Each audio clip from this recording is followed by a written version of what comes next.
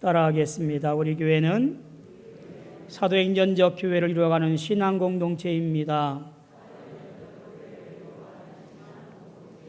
아멘. 성령 충만하여 증인된 삶을 살아가시는 우리 모든 성도 되어지기를 주님의 이름으로 소망하며 축원합니다. 우리 인사할까요? 주님의 이름으로 사랑합니다. 하나님은 여러분을 사랑하실 줄로 믿습니다. 그 사랑 안에 거하고 평안하시기를 다시 한번 주님의 이름으로 축원합니다. 오늘은 교회력에 따라서 사무엘상 17장 31절부터 40절까지 있는 말씀을 여호와께서 건져내시리다 라는 제목으로 함께 말씀을 나누려고 합니다. 사무엘상 17장은 다윗과 골리앗의 싸움입니다. 자, 이쯤 되면 오늘은 이와 같은 결론이 나겠구나 라고 여러분은 짐짓 결론을 내리실지도 모르겠습니다. 이렇게 익숙한 말씀을 준비할 때마다 늘 설교자는 그게 마음에 걸려요. 이미 결론을 내버리고 설교 듣다 보니까 설교가 은혜스럽지 못해요. 자, 오늘은 그런 거인 골리앗이 소년 다윗을 물리친 이야기. 그러니 아마 오늘 이야기는 소년 다윗처럼 믿음을 가지고 용기를 다해 나가면 거인 같은 골리앗도 어떤 어려움도 이겨낼 수 있어 라는 결론이 나올 거야 라는 짐작을 미리 하고 따라오지 않기를 소망합니다. 자, 우리 한번 오늘은 상상력을 좀 머리에다가 많이 한번 하면서 그림을 그려가면서 오늘 말씀을 좀 같이 보았으면 좋겠습니다. 17장 1절부터 말씀을 쭉 같이 보면 오늘 말씀을 이해하기가 좀 더 유리하리라 생각이 되어져요. 지금 블레셋 군과 이스라엘 군이 대치되어져 있는 상황입니다. 이스라엘 군대는 산기슭에 진을 치고 있고요. 블레셋 군대는 엘라 골짜기 평지에다가 진을 치고 있습니다. 왜 그러냐면 서로에게 유리하기 때문에 그래요. 이스라엘 백성들은요, 이스라엘 군대는 게릴라전에 유리해요. 산 속에서 치고 빠지고 인원도 적고 그리고 무기도 변변치 않고 하다 보니까 게릴라전을 참 잘했어요. 그런데 블레셋 군대는 이미 철기 무장들을 하고 있고요. 공성전에 능하기 때문에 이 평야지대에 싸움하는 걸 좋아해요. 진을 치고 서로 맞짱 뜨는 걸 좋아하는 것이 블레셋 군대의 전쟁이에요. 그러다 보니까 두 군대가 이렇게 대치하고 오랜 시간을 보내고 있는 겁니다. 여기에 왠지 불안한 기색이 역력해요. 왜 그러냐 하면 이스라엘의 지도자, 이스라엘의 군대의 수장이 누구냐면 사울이에요. 이미 사무엘상 15장 16장에서 보면 사울에게서 하나님의 영이 떠났다라고 그렇게 증언합니다. 전쟁은 하나님께 속한 것이어서 하나님께서 이루어야 할 전쟁이 고대 전쟁이었다라고 한다면 하나님의 영이 떠나버린 장수가 이끄는 전쟁이야말로 위험하기 그지없는 전쟁입니다. 뿐만이겠습니까? 지금 이들 앞에 나와서 전쟁을 돋구는 자 골리앗이 등장하면서 더욱더 전쟁은 오리무중되어집니다. 골리앗을 이렇게 표현합니다. 기골이 장대한 사람, 완전 무장한 사람, 감히 어느 누구도 이를 무너뜨릴 수 없는 사람, 그게 바로 골리앗을 말하고 있는 형태예요. 어느 누구도 이 강한 사람과 대항해서 싸울 만한 장수가 이스라엘에는 없었다라는 이야기입니다. 하나님 백성인 이스라엘 백성들을 깔보면서 그들을 모욕하고 수치를 주면서 무려 40일간을 나와서 떠들고 있음에도 불구하고 어느 누구 하나 이스라엘에게서 내가 나가서 싸우겠다라고 말하는 사람이 없는 거예요. 근데 조금 이상하잖아요. 지금 이스라엘의 무리 중에는 누가 있냐면 사울이라고 하는 것이 있잖아요. 사울은 이렇게 성경에서 소개합니다. 뭐라고 그러냐면 이스라엘 자손 중에 그보다 더 준수한 자가 없고 그는 모든 백성보다 어깨 위는 더 있는 사람. 그게 바로 누구냐면 사울이에요. 그러니 그의 풍채가 좋았다 그런 말이지요. 그뿐입니까? 사울이라는 사람이 밭에서 소를 몰고 오다가 백성의 우는 소리를 들고 하나님의 신이 감동되어서 암몬 족속을 찾아가서 야베스 족속을 구해낸 용사가 누구냐면 사울이에요. 그뿐만입니까? 그의 아들 요나단도 있습니다. 요나단도 몇 명을 데리고 저 블레셋 적장에 들어가서 혼란스럽게 할 만큼 용맹스러운 사람이 누구냐면 요나단이었습니다. 이런 사람들이 사울에게도 이스라엘 백성들에게도 있는데 지금 옴짝달짝 못하고 있어요. 이유를 두 가지로 볼 수 있습니다. 하나는 이들이 지금 골리앗이 모욕하는 그 모욕의 대상이 누구인지를 잘 몰랐다라고 하는 거지요. 그 모욕이 오히려 자기들에게 이스라엘 군대에게 하는 모욕인 줄 알고 그저 움츠러들고 있는 형국이 누구냐면 이스라엘 군대 사울과 요나단이에요. 결정적으로는 하나님의 영이 떠나 있는 장수가 이끄는 이스라엘 군대, 그러니 나설 수가 없는 거지요. 근본적인 문제가 여기에 있습니다. 골리앗 앞에 두려워했다고 하는 것은 하나님의 영이 그에게서 떠났다라는 거지요. 그 두려움은 원인이 아니라 결과일 뿐인 거예요. 자, 그런 찰나에 묘하게도 누가 등장하냐면 다윗이 등장을 합니다. 사무엘상 17장 12절에 보면 이렇게 시작합니다. 다윗은 유다 베들레헴 에브라 사람 이세라하는 사람의 아들이었는데, 지금 이 전쟁통에 사무엘상의 기자는 다윗의 등장을 알립니다. 구약 성경에서 족보를 논할 때는 역사가 바뀌는 시점이라고 봐도 돼요. 물론 오늘 이 사무엘상 17장 12절에서 나오는 이 이야기는 완전한 족보는 아니라 하더라도 족보에 준한다라고 볼 수 있습니다. 이렇게 혼란스러운 와중에 어느 누구도 하나님을 대신하여 싸울 만한 사람이 없을 때 다윗이 등장하여 새로운 역사를 만들어가는 전환점으로서의 기회가 등장했다라는 이야기지요. 이 위기 상황을 대처해 나갈 하나님의 사람, 세워진 사람, 그 다윗이 등장했다라는 이야기. 다윗으로 말미암아 이제부터 새 역사가 시작될 것이라고 소개하고 있는 것이 바로 오늘 말씀 중반부에 나오는 이야기예요. 다윗이 목격합니다. 엘라 골짜기에서 한쪽은 이스라엘, 한쪽은 블레셋, 전쟁통을 가만히 보자 하니 기가 막힐 노릇이지요.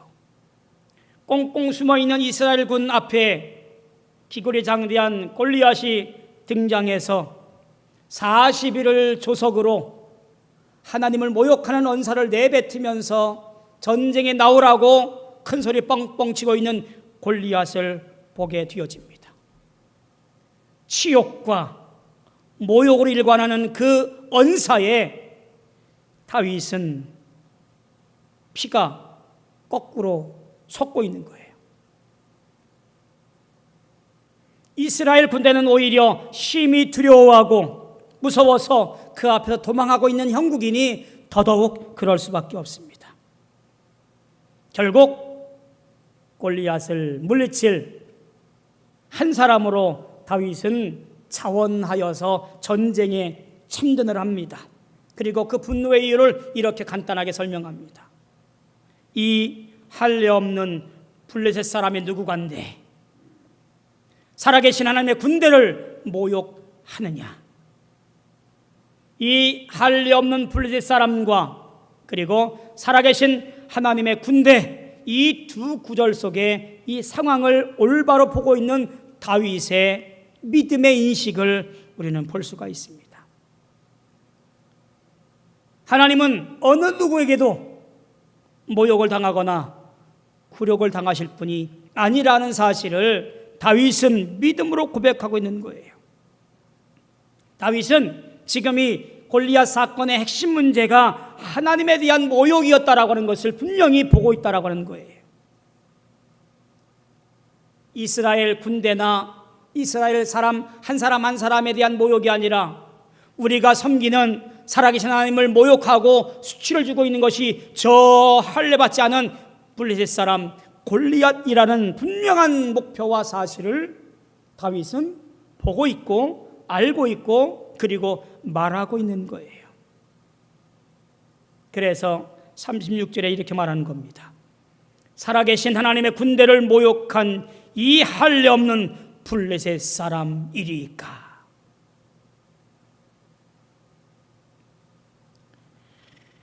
나중에 다윗을 향해서 달려가면서도 그런 확신에 차 있는 말로 그에게 향해 갑니다. 나는 네가 모욕하는 이스라엘 군대의 하나님의 아들 이름으로 내게 가노라. 오늘은 여호와께서 너를 내 손에 붙이시리니 온 땅으로 온 이스라엘에 하나님이 계신 줄을 알게 하겠고 전쟁은 여호와께 속한 것인즉 그가 너희를 우리 손에 붙이시리라. 이 전쟁은 내 전쟁이 아니라 하나님의 전쟁이니라 선포하며 달려나가는 거예요. 사울과 이스라엘 군대가 두려워했던 것과는 너무나 다른 시점인 거예요. 오늘 우리의 믿음이 무엇을 보고 있느냐에 따라서 이와 같이 믿음의 시점이 달라지는 거예요. 내가 바라보고 있는 실패와 좌절과 고통의 순간이 아니라 오늘도 하나님이 나와 함께 하시니 내가 모든 것을 할 수 있습니다. 하나님 나에게 힘을 주옵소서. 그리하면 내 앞에 있는 모든 잘못된 것들을 내가 쓸어버리겠습니다. 믿음의 용장들이 되어지기를 축복합니다. 믿음의 용사가 되어져야 됩니다. 그래 하나님께서 우리에게 주시는 놀라운 힘을 가지고 이 땅에서 이기고 승리할 수 있습니다. 골리앗을 대항하여 싸우겠다라고 자원한 다윗 앞에 형 엘리앗이 비난합니다. 그리고 사울이 그를 말립니다. 이런 말을 하면서 말리지요. 33절에 보니까 내가 가서 저 블레셋 사람과 싸우기에 능치 못하리니 너는 소년이요 그는 어려서부터 용사임이니라. 너는 너무 어렸고 전쟁을 모르는 사람이고 그는 이미 어릴 때부터 용사로 길리운 사람이다. 살인 무기야.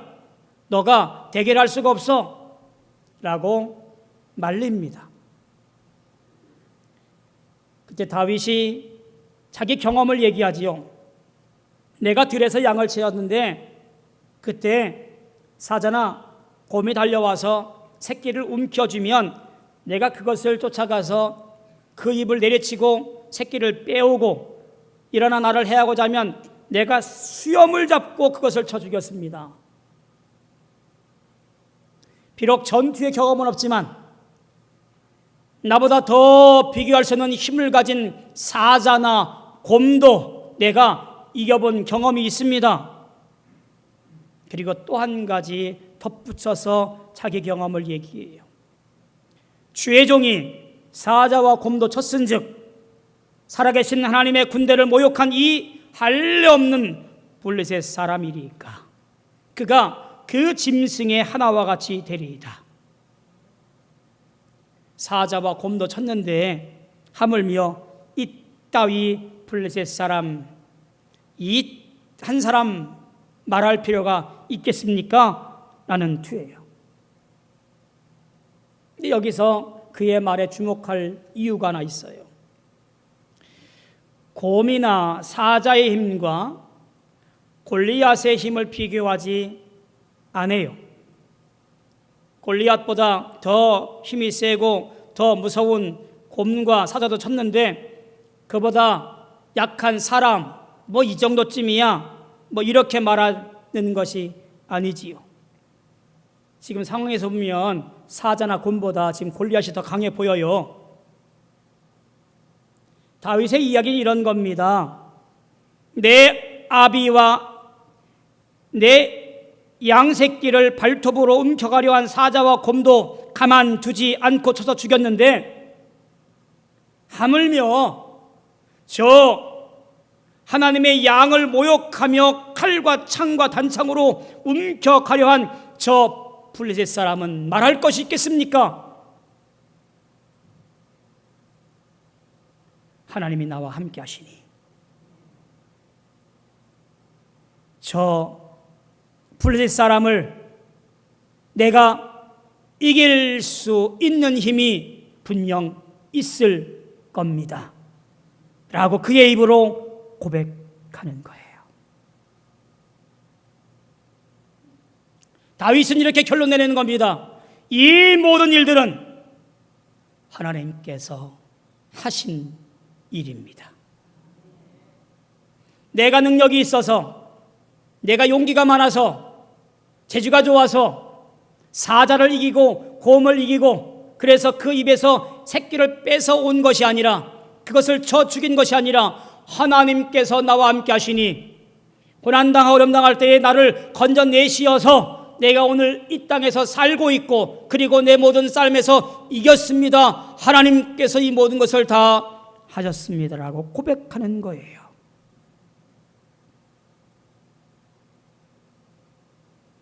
그리고 그 근거로 이번에도 하나님께서 그렇게 해 주실 것을 나는 확신합니다 라고 말하면서 37절에 이렇게 말하는 거예요.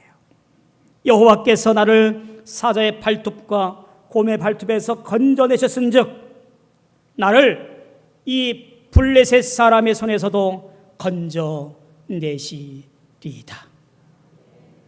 위험에 처할 수 있을 것이지만 그러나 하나님은 나와 함께 하심으로 인하여서 내가 어려움 당할 때에 그냥 내버려 두지 아니하시고 그 어려움에서 나를 건져내어 주실 줄로 나는 믿습니다. 그러니 내가 믿음을 가지고 저 적장 앞에 서서 전쟁을 치르고 오겠습니다. 여러분, 이 기계가 얼마나 멋있는지 몰라요. 믿음으로 살아가는 사람이라면 이 정도 기계는 좀 돼야 되지 않겠어요? 나와 함께 하신 하나님의 은혜로 인하여서 내가 능치 못할 일이 없음을 내가 믿습니다 라고 마주했던 많은 일들을 바울이 그러했고 신앙의 선지자들이 그러했고 초대교회 순교자들이 그러했습니다. 내 앞에 당하는 많은 일들이 있겠지만 그러나 우리는 믿음으로 당당히 서서 이겨낼 만한 힘과 능력이 주님이 공급해 주시니 그러할 수 있습니다. 할렐루야. 주님께서 여러분과 함께 하실 줄로 믿습니다. 내 입으로 고백하기를 하나님께서 이 일을 행하셨습니다라고 고백할 수 있는 믿음의 증거자가 되어지기를 축복합니다.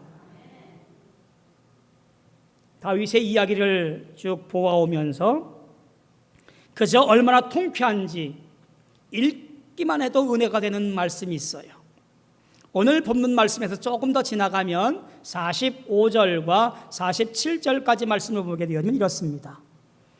너는 칼과 창과 단창으로 내게 오거니와 나는 만군의 여호와의 이름 곧 내가 모욕하는 이스라엘 군대 하나님의 이름으로 내게 가노라.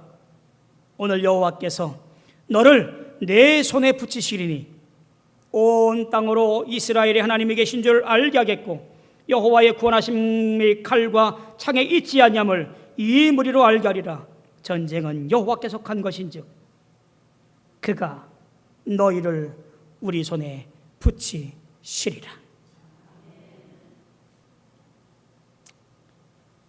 한 주간 동안 열심히 잘 싸워오신 성도 여러분, 참 잘 싸워오셨습니다.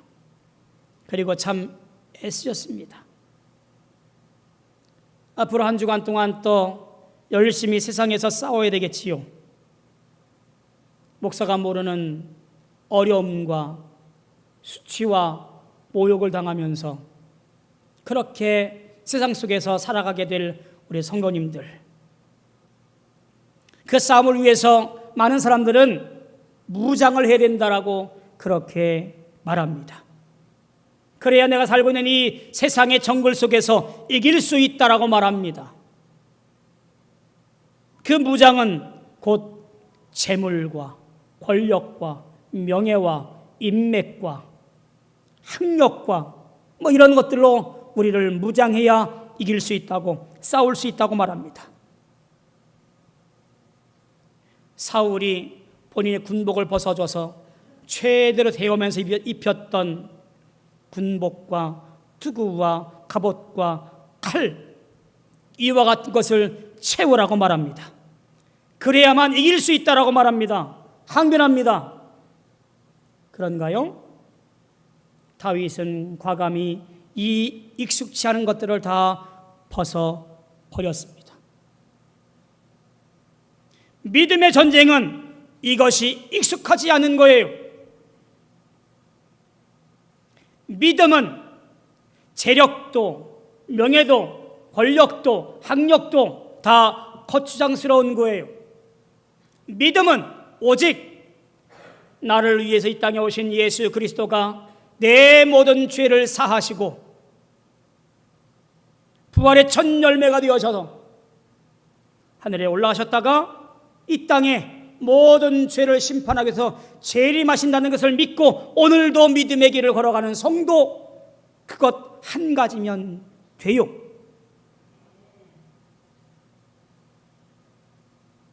예수 믿는 것에 다른 것들은 다 거추장스러운 거예요. 십자가가 나에게 전부입니다라고 고백하는 그 믿음만 가지고 있으면 충분한 거예요. 매끄러운 돌 5개와 그리고 물매, 이것이면 충분한 것이 다윗의 전쟁이었습니다. 우리가 무장해야 되는 것은 오직 싸움은 하나님께 속한 싸움이고 나를 이 싸움에서 하나님은 분명히 건져내 주실 것을 믿고 전쟁에 나아가는 것, 믿음만 있으면 되는 거예요.